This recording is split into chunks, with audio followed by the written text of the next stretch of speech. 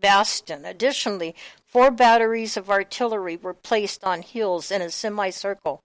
Floating close to the riverbank was the USS Tyler, a paddle-wheel steamer armed with 1 rifled gun and 6 smoothbore cannon. On the morning on July 4th, Holmes launched an uncoordinated attack bereft of reconnaissance and intelligence. The 3 divisions attacked from the northwest, west, and southwest. The battle was a Confederate disaster. Only 1 of the artillery batteries was taken, but Fort Curtis blunted any further advance. The USS Tyler provided naval gunfire support, lobbing over 400 rounds. Confederate dead, wounded, missing, and captured equaled approximately 20% of the attacking force. Union losses were 239.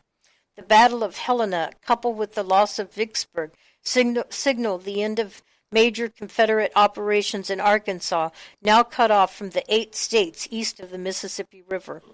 The Confederacy instituted the first draft in American history in April of 1862. It was clear that the South, with a total population of 9 million, including 4 million slaves, would have to muster all of its manpower to repel the North, which had an 1860 population of around 22 million. The Confederate draft exempted those who owned 20 slaves or more, however, arousing resentment against the poor whites who constituted the vast majority of the Army.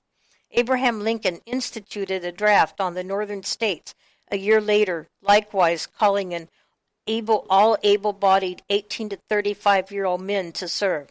There were exemptions in the North, too, if those drafted could pay a significant fee or provide a substitute. Marie Tepe was one such courageous woman. Originally born in France in 1834, Marie was raised by her father and later moved to the United States following his death. When she was nearly 20 years of age, she married Bernhard Tepe of Philadelphia Taylor. When the Civil War began, her husband joined the 27th Pennsylvania Volunteer Infantry Regiment. As soon as her husband left, so did Marie, despite Bernhard wanting her to stay and mind the tailor shop in Philadelphia. In the spring of 1861, Marie Tepe became a Vivandier with the 27th Pennsylvania Volunteers. She is better known as the Vivandier of the 114th Pennsylvania. The original company of that regiment was organized in the early weeks of August 1861 by Captain Charles H.T. Collis at the Zouaves d'Africa. Then in mid-August of 1862, Collis raised 9 more companies to form the 114th, with himself as colonel. Like the original company, the 114th was a Zouave unit based on the renowned North African and European Zouave regiments of the French army. The soldiers wore a Zouave uniform. So did Mrs. Tepe, who left the 27th and went with Collis's outfit. She wore a blue jacket and red pants to distinguish herself from the men. She wore a skirt trimmed in red. French Mary, as she was often called, participated in the Battle of Fredericksburg, December 13, 1862. During the battle, she received a bullet wound to the ankle. For her bravery during the battle, she received the coveted Kearney Cross, which was awarded to valorous veterans of the 1st Division of the 3 Army Corps in memory of its late division commander, General Philip Kearney. After a short hospitalization, she rejoined the regiment. In July 1863, Marie and her regiment joined the fight at Gettysburg, Pennsylvania.